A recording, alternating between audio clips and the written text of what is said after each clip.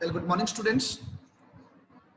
Today we will start our third chapter of ECO, that's money and credit.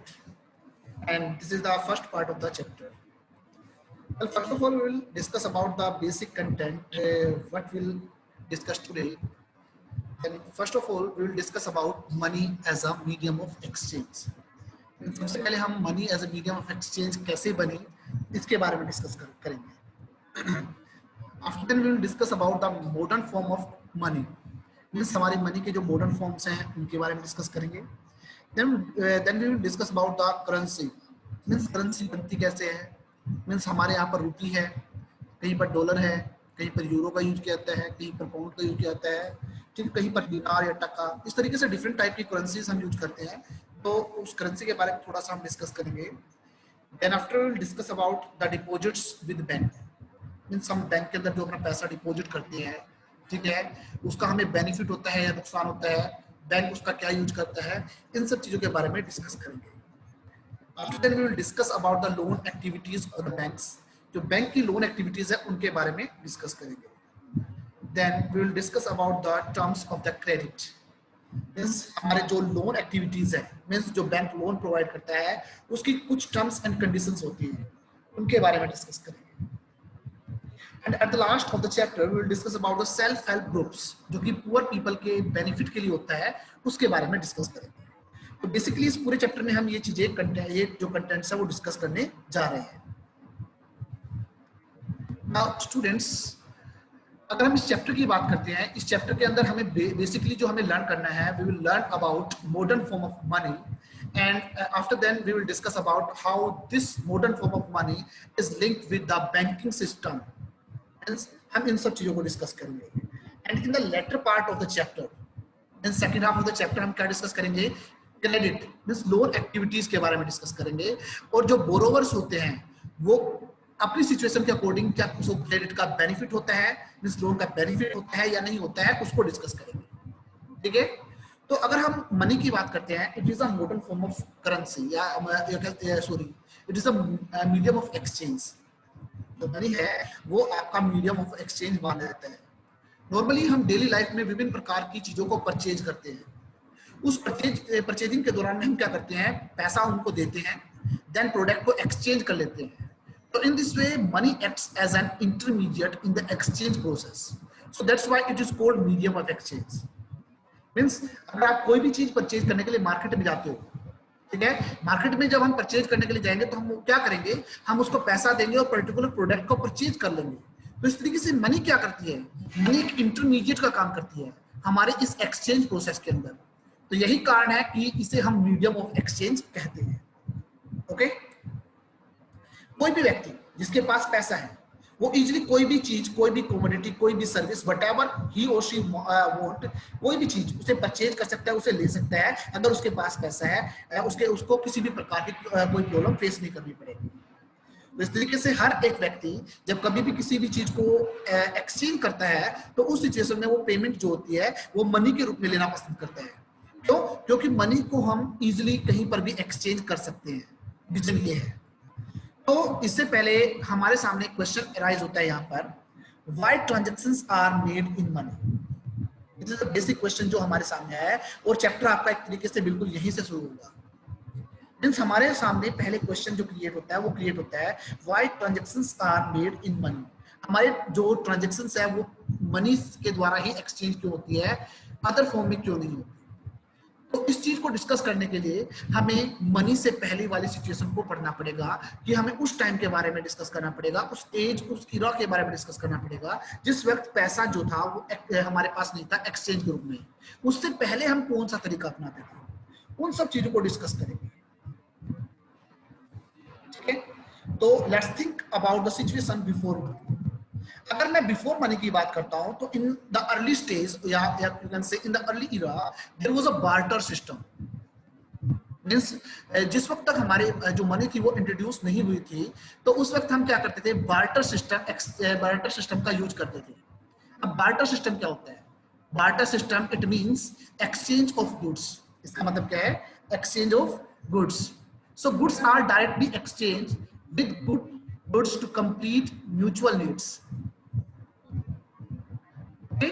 इसमें हम क्या करते हैं, अपनी इस ट्रांजैक्शन प्रोसेस के अंदर क्या करते हैं, डायरेक्टली एक व्यक्ति जिसके पास जो गुड जो भी सामान होता है वो उसको किसी दूसरे पर्टिकुलर इंसान को देकर अपनी जो भी उसकी नीड्स होती है उसे पूरा कर लेते हैं. This is called barter system. This is called barter system. And double coincidence bond, it is an essential feature of it. आपसे ये 1 मार्क्स क्वेश्चन आ सकता है कि what do you think about barter system. तो आप बताओगे कि goods are directly exchange without the use of money. That is called barter system. आपके पास 1 मार्क्स दूसरा क्वेश्चन आ सकता है कि व्हाट इज द बेसिक या यू कैन से essential feature of barter system. तो आंसर होगा डबल कोइंसिडेंस बॉन्ड. उसका आंसर क्या होगा, डबल कोइंसिडेंस बॉन्ड. ओके, अब ये डबल कोइंसिडेंस बॉन्ड क्या होती है, हम इसके बारे में बात करेंगे. Because it is the essential feature of barter system but it is a great problem before us. तो हम एज ए आप कह सकते हो एज ए कंज्यूमर जो हम बात करते हैं उसके सामने ये जो एसेंशियल फीचर होती है वो एक बहुत बड़ी प्रॉब्लम होती है, उसके बारे में डिस्कस करेंगे. इस प्रॉब्लम को डिस्कस करते हैं एग्जांपल के रूप में. ठीक है, इससे आपको क्लियर हो जाएगा कि डबल कोइंसिडेंस बॉन्ड होती क्या है. डबल कोइंसिडेंस बॉन्ड जो इसके बार्टर सिस्टम की एसेंशियल फीचर होती है वास्तव में वो क्या होती है वो आपको इस एग्जांपल के माध्यम से पता चलेगा. तो कि बार्टर सिस्टम के दौरान में एक बहुत बड़ी प्रॉब्लम होती है या एक्सचेंज प्रोसेस के अंदर बहुत बड़ी प्रॉब्लम होती है. मैं यहाँ पर आपको एग्जांपल देता हूँ कि एक शू मेकर है, आपकी जो एनसीईआरटी बुक है उसके अंदर भी यही एग्जांपल है तो इसलिए मैंने उसको ही यूज किया है. एक शू मेकर है, वो क्या करते हैं, some pairs of shoes prepare करता है. He manufacture different pairs of the shoes. ठीक है, अब उसे चाहिए वीट परचेज करना, उसे वीट परचेज करना है. ठीक है, अब वीट परचेज करने का सिंपल सा तरीका है कि वो अपने शूज को एक फार्मर को देगा और उससे वीट परचेज कर लेगा. It's a very easy process. But student बड़े ध्यान से सुनिए कि जो फार्मर है जिसके पास वीट है, क्या उसको शूज की रिक्वायरमेंट है या नहीं है, ये बात भी तो इंपॉर्टेंट है. मान लीजिए कि उस व्यक्ति को शूज की रिक्वायरमेंट नहीं है बल्कि उसको तो क्लोथ्स परचेज करने हैं, तो क्या वो अपना जो वीट है वो शू मेकर को देगा? नहीं देगा. क्यों?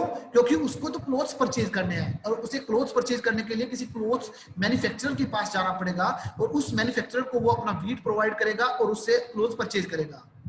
तो इस तरीके से जो ये सिचुएशन होती है, यहाँ पर क्या बोला है, डबल कोइंसिडेंस बॉन्ड्स. इसका मतलब है कि दोनों व्यक्ति के पास, दोनों व्यक्तियों की जब एक दूसरे की नीड को पूरा करने की सिचुएशन क्रिएट होती है, उस सिचुएशन में वो अपनी प्रोडक्ट को एक्सचेंज कर पाएंगे. अगर उन दोनों में से किसी एक की डिमांड वेरी कर गई, किसी एक की डिमांड डिफरेंट हो गई, उस सिचुएशन के अंदर वो नहीं कर पाएंगे. And this situation is called double coincidence bond. And it is essential feature of the barter system and it is a great you can से problem while exchanging the goods. ये बहुत बड़ी प्रॉब्लम है. तो इस सिचुएशन को खत्म करने के लिए एक ऐसा मीडियम चाहिए जिसको कहीं पर भी एक्सेप्ट किया जा सके, और वो था आपका मनी. जो वो था वो आपका मनी था. तो इस डबल कोइंसिडेंस बॉन्ड के अंदर अगर हम बात करते हैं कि both the parties they have to agree sell and buy each other commodities. दोनों को क्या करना पड़ेगा, दोनों को एक दूसरे की कमोडिटीज को बेचना और खरीदना पड़ेगा. और ये आपके डबल कोइंसिडेंस बॉन्ड है. It means what a person desire to sell exactly what the other wishes to buy. इस एक व्यक्ति जो खरीदना चाहता है, दूसरा व्यक्ति उसे बेचना भी चाहे. जब ये दोनों सिचुएशन क्रिएट होती है, उस सिचुएशन में बार्टर सिस्टम सफल मैनर से काम करता है. इन अ सक्सेसफुल मैनर इजीली आप एक्सचेंज कर सकते हो, बट सिचुएशन ऐसी नहीं हो पाती. तो उस सिचुएशन में हमारे सामने प्रॉब्लम आती है. ठीक है, अगर हम इसके अलावा मनी को कंपेयर करते हैं तो मनी के अंदर इस प्रकार की कोई भी सिचुएशन क्रिएट नहीं होती. और डबल कोइंसिडेंस बॉन्ड जैसी जो प्रॉब्लम है वो तो हमेशा के लिए खत्म हो जाती है. क्यों? क्योंकि हम पर्टिकुलर प्रोडक्ट को क्या करते हैं, बेचते हैं, एक्सचेंज में पैसे ले लेते हैं और किसी व्यक्ति से जो भी हमें परचेज करना है उसको पैसा देकर ले लेते हैं. अगर मान लीजिए हम शू मेकर और फार्मर की ही बात करते हैं, शू मेकर क्या करेगा, मार्केट में जाएगा, अपने शूज को बेचेगा, वहां से पैसा अर्न कर लेगा, उस पैसे से वो वीट परचेज कर लेगा. ऐसे ही अगर फार्मर को क्लोथ परचेज करने थे तो फार्मर क्या करेगा, अपने वीट को बेचकर पैसा लेगा और क्लोथ मैन्युफैक्चरर से क्लोथ परचेज कर लेगा. तो इस तरीके से जो मनी है वो आपकी ये डबल कोइंसिडेंस बॉन्ड की प्रॉब्लम है उसे खत्म कर देती है. And so money acts as an intermediate in the exchange process. That's why it is called medium of exchange. क्योंकि मनी इस एक्सचेंज प्रोसेस के अंदर एक इंटरमीडिएट का काम करती है। यही कारण है कि इसे हम मीडियम ऑफ एक्सचेंज का नाम देते हैं, और इसी वजह से मनी को एज ए आप कह सकते हो इंटरमीडिएट या एक्सचेंज प्रोसेस या मीडियम ऑफ एक्सचेंज के रूप में एक्सेप्ट किया गया है। फ्रेंड्स, आई थिंक सो आपको यहाँ पर क्लियर हो चुका होगा कि हमारी जो मनी है वो किस प्रकार से इंटरमीडिएट गुड्स का या सॉरी एक्सचेंज प्रोसेस के अंदर एक इंटरमीडिएट थिंग का के रूप में यूज होती है। Okay, now let's discuss about the advantages of the money. ठीक है, हमें इसके अलावा भी तो पता होना चाहिए। पहली एडवांटेज तो आपकी यही है कि इससे आपका क्या होता है, आपकी डबल कोइंसिडेंस वोंट रिमूव हो जाती है। It removes the double coincidence won't. ठीक है, क्योंकि इस प्रोसेस में हम क्या करेंगे, हम डायरेक्टली पर्टिकुलर प्रोडक्ट को बेचकर एक्सचेंज करेंगे मनी के द्वारा, और उस मनी के माध्यम से हम पर्टिकुलर जो प्रोडक्ट हम परचेज करना चाहते हैं उसके माध्यम से वो ले सकते हैं। Then it takes to less storage space and it is easier to carry. Very most important thing. Normally अगर आपके पास कोई प्रोडक्ट है, मान लीजिए आपके पास वीट है, तो आपको उस वीट को स्टोर करने के लिए आपको एक बहुत बड़ा स्पेस चाहिएगा। बट अगर आपके पास पैसा है तो आपको कम स्टोरेज स्पेस की रिक्वायरमेंट है। ठीक है, और उसको आप एक स्थान से दूसरे स्थान पर भी ले जा सकते हो, जी कहीं पर भी ले जा सकते हो। आज तो आप अब तो इस टाइम में सिचुएशन ऐसी हो चुकी है कि आप कितनी ही दूरी पे कहीं पर भी कोई भी आप कह सकते हो मनी का यूज कर सकते हो, क्योंकि ये जो मॉडर्न फॉर्म ऑफ करेंसी है उसके बारे में जब हम पढ़ेंगे तो उसके अंदर बताया जाएगा। Next advantage, liquidity of currency is easier. यहाँ पर लिक्विडिटी का मतलब होता है, अगर मैं बात करता हूँ मनी इन योर हैंड, जो हम कैश की बात करते हैं, ठीक है, वो बड़ा इजी होता है इसके रूप में। मान लीजिए कि अगर आपके पास कोई प्रोडक्ट है, उस प्रोडक्ट को पहले आप बेचोगे,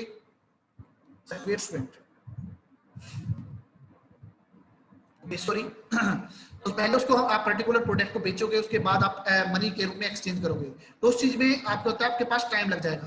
बट अगर आपके पास कैश इन हैंड है तो इट डजंट मैटर। ठीक है, आप इजीली कोई भी चीज परचेज कर सकते हो, तो it's very easy.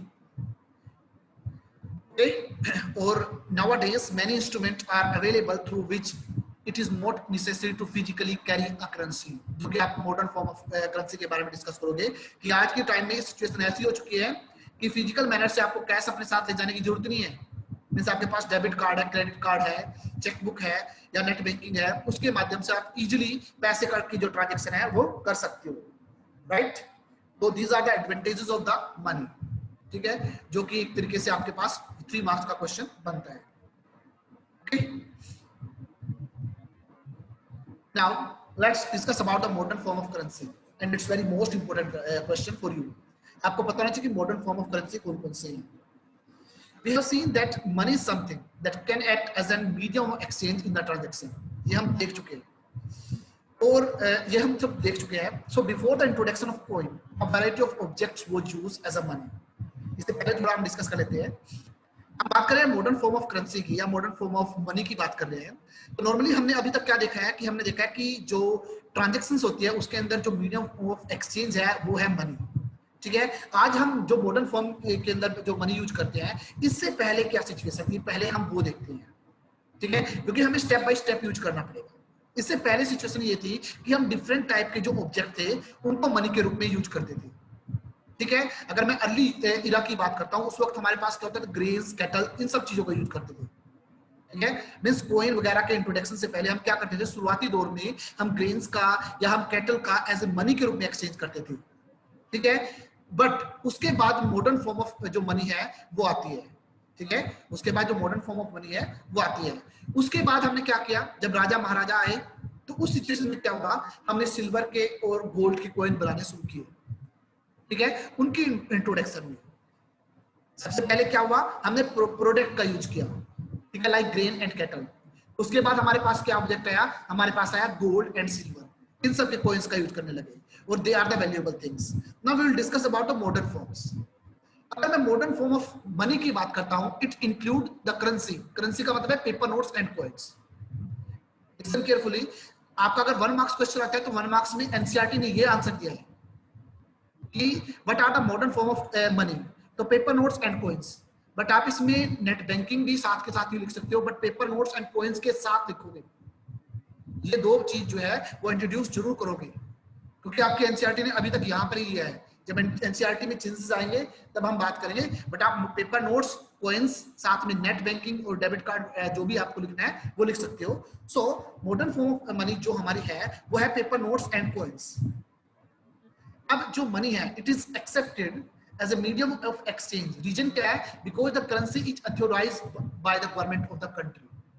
This particular country की जो गवर्नमेंट है वो इस मनी को अथॉराइज करती है कि ये जो मनी है इसे एक्सेप्ट किया जाता है और हर एक व्यक्ति इसको एक्सचेंज करेगा। हर व्यक्ति जो है वो इसे एक्सचेंज करेगा। ये चीज हमारी मॉडर्न फॉर्म ऑफ आप कह सकते हो मनी के अंदर आती है।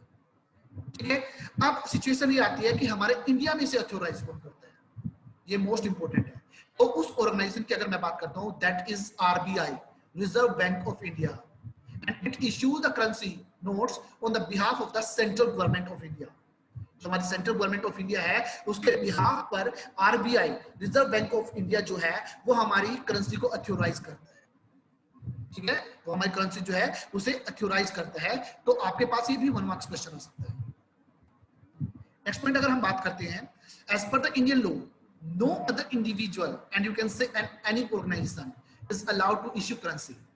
इस लॉ के अनुसार RBI के अलावा कोई अदर ऑर्गेनाइजेशन, कोई अदर इंडिविजुअल पीपल जो है वो कोई भी पैसा आप कह सकते हो उस करेंसी को इश्यू नहीं कर सकता, किसी के पास अधिकार नहीं है। और इसके अलावा कोई भी व्यक्ति पैसे के रूप में पेमेंट को रिफ्यूज नहीं कर सकता। ये भी इंपॉर्टेंट है। लीगली आपको मनी को एक्सेप्ट करना पड़ेगा, आप इसके लिए मना नहीं कर सकते।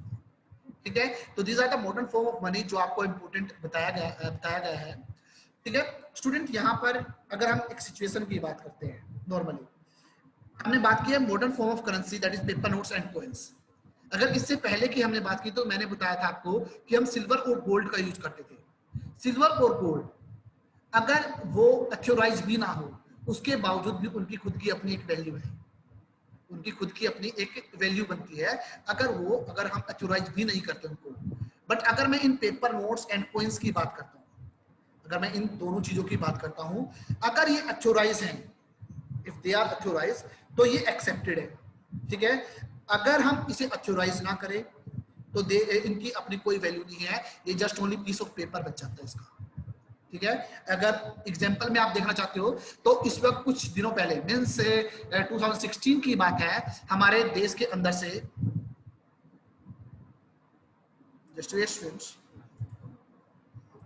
कुछ समय पहले की बात है, हमारे देश के अंदर क्या हुआ था, 500 एंड 1000 के जो नोट्स थे वो अनअथॉराइज कर दिए गए थे। अगर आज आपके पास वो आपको 1 करोड़ रुपया उसका मिल जाए तो देयर इज नो वैल्यू, उन पैसे की कोई वैल्यू नहीं है, क्योंकि that money is not authorised by the central government of India and you can से RBI। ठीक है, तो पेपर नोट्स और कॉइन्स इनकी अपनी कोई वैल्यू नहीं है जब तक ये अथॉराइज नहीं है।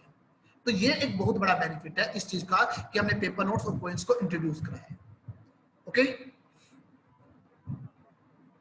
now we will discuss about the role of banks in the currency। अब हम बैंक के रोल की बात करते हैं।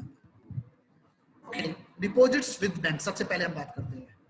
जो हमारे पास पैसे की अदर फॉर्म होती है वो होती है आपकी जो आपने बैंक के अंदर डिपॉजिट कराई है। नॉर्मली मैक्सिमम जो पर्सन्स हैं वो क्या है, सैलरी पर्सन्स है, सैलरीड पर्सन्स यू कैन से, मींस उनको मंथ्स के अर्ली बिगिनिंग के अंदर सैलरी मिलती है। और इस तरीके से अगर हम बात करते हैं तो अर्ली स्टेज पर, मंथ के अर्ली स्टेज पर हमारे पास पैसा ज्यादा होता है, पर जैसे जैसे मंथ एंड होता है तो उस वक्त हमारे पास पैसे का अमाउंट कम हो जाते हैं। तो उस एक्स्ट्रा मनी का व्यक्ति क्या करते हैं, उस एक्स्ट्रा मनी का हम क्या करते हैं, हम उसको बैंक में डिपॉजिट करते हैं। तो बैंक इसका क्या करता है, अब क्वेश्चन यहाँ पर ये आते हैं। तो normally people deposit money with banks by opening an account in their name. Normally हमारे नाम से बैंक में अकाउंट ओपन होगा और उसके अंदर हम क्या करेंगे, पैसे को जमा कर देंगे। अब बैंक क्या करता है, बैंक उस डिपॉजिट को एक्सेप्ट करता है, साथ ही साथ उसके ऊपर रेट ऑफ इंटरेस्ट भी पे करता है।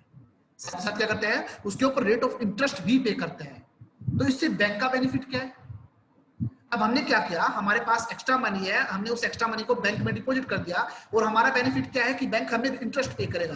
तो what about the bank, banks का बेनिफिट क्या है, तो हम बैंक की बात करते हैं। बैंक उस पैसे का क्या करेगा उसके बारे में हम बात करते हैं। नॉर्मली पीपल के पास प्रोविजन है यहाँ पर कि जब कभी भी उनको पैसे की रिक्वायरमेंट है, whenever they require they can withdraw them, उस पैसे को विड्रॉ कर सकते हैं, डजंट मैटर।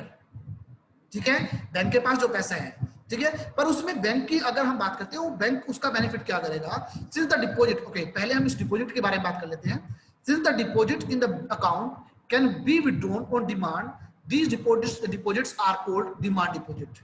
क्योंकि जो पैसा हमने बैंक में जमा कराया है उस पैसे को हम कभी भी विड्रॉ कर सकते हैं, तो यही कारण है कि वो हमारा डिपॉजिट डिमांड डिपॉजिट के नाम से जाने जाते हैं।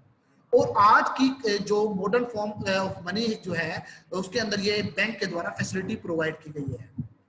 ठीक है, नॉर्मली ये बात हो गई। आगे हम देखते हैं नाउ, इसके अलावा हम बैंक से और क्या करते हैं, हमने नॉर्मली सुना है कि हम डायरेक्टली कैश ना देकर चेक के माध्यम से भी पेमेंट करते हैं। ठीक है, वो भी एक इंपॉर्टेंट फीचर है। So for payment by cheque, the buyer who has an account with the bank make out a cheque on a specific amount to the particular person. अब तो चेक क्या हुआ, चेक एक पेपर इंस्ट्रक्शन होती है जो कि क्या होती है, वो कहती है कि जो पर्टिकुलर व्यक्ति के पास ये चेक है, ठीक है, जो पर्टिकुलर व्यक्ति के पास ये चेक है और जिस अकाउंट का ये चेक है उससे उतना पैसा निकाल के इस पर्टिकुलर व्यक्ति को दिया जाए। अब चेक आपके पास दो प्रकार के होते हैं। एक होता है, आप चेक तो नॉर्मल एक होगा, उसी को हम दो प्रकार से कन्वर्ट करते हैं। एक होता है आपका अकाउंट पे चेक और एक होता है आपका सेल्फ चेक।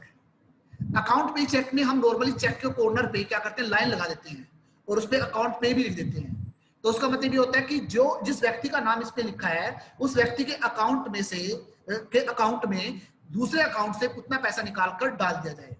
और जो सेल्फ चेक होता है उसके अंदर ये होता है कि बैंक को इंस्ट्रक्शन होती है कि बैंक को उतना अमाउंट उस पर्टिकुलर पर्सन को देना होता है। ये सेल्फ चेक होता है। तो इस तरीके से हम चेक के माध्यम से भी अमाउंट कर सकते हैं। Now a check is a paper instructing the bank to pay a specific amount from the person's account to the person in whose name the check has been issued. तो अब check क्या हुआ, एक paper instruction है bank को कि जो specific amount इस चेक में लिखा है उतना अमाउंट उस अकाउंट होल्डर के अकाउंट से निकालकर इस पर्टिकुलर व्यक्ति के अकाउंट में या इस पर्टिकुलर व्यक्ति को प्रोवाइड कर दिया जाए। ठीक है, the facility of check against demand deposit make it possible directly settle payments without the use of cash. अब डिमांड डिपॉजिट में हम पैसा निकालेंगे उसके बाद पर्टिकुलर पर्सन को देंगे, बट चेक के माध्यम से ऐसा कुछ नहीं होगा। हमने चेक दिया, उस चेक के माध्यम से हम कर सकते हैं। और बड़ी बड़ी जो ट्रांजैक्शन है वो चेक के माध्यम से ही की जाती है नॉर्मली। और हाल ही में तो एक कानून भी बनाया है कि अगर आप कोई कुछ पर्टिकुलर अमाउंट दिया गया है कि इस अमाउंट से ज्यादा अगर आप कोई भी चीज ट्रांजैक्शन में करते हो तो आपका चेक के माध्यम से होगा। ठीक है, ये नियर अबाउट 4 and 5 लाख के आसपास के अंदर अगर हम बात करते हैं ये है। Since demand deposit are accepted widely as a means of payment along with currency, so they constitute the money in a modern economy. इस तरीके से चेक जो है वो आपका एक मॉडर्न फॉर्म ऑफ करेंसी के रूप में आता है। But for the banks, there would be no demand, no payment by check against these deposits. The modern form of money, and you can say currency and deposit, they are closely linked. The working of the modern banking system. अब आज के time में क्या हुआ, demand deposit भी हट चुका है, चेक पर्सन चेक भी हटा दिया है। अब हम क्या कर रहे हैं, मॉडर्न फॉर्म ऑफ बैंकिंग का यूज कर रहे हैं, हम नेट बैंकिंग का यूज कर रहे हैं। अब उसके अंदर ना तो हमें चेक की रिक्वायरमेंट पड़ती है, ना ही हमें डिपॉजिट की कैश को निकलवाने की रिक्वायरमेंट होती है। हमें सिंपली क्या होता है, हम अपने नेट बैंकिंग के माध्यम से ट्रांजेक्शन इजिली कर सकते हैं। अब हमारी ये भी रिक्वायरमेंट खत्म हो चुकी है। ओके, ये हम रोल के बारे में पढ़ चुके थे। अब ये था हमारा रोल ऑफ बैंक। ठीक है, ये था हमारा रोल ऑफ बैंक। इसके बारे में हमें क्रेडिट के बारे में, इसके बाद हमें क्रेडिट के बारे में पढ़ना है। क्रेडिट के बारे में हम नेक्स्ट जो आपका जो नेक्स्ट वीडियो होगी हम उसके बारे में उस टाइम में डिस्कस करेंगे।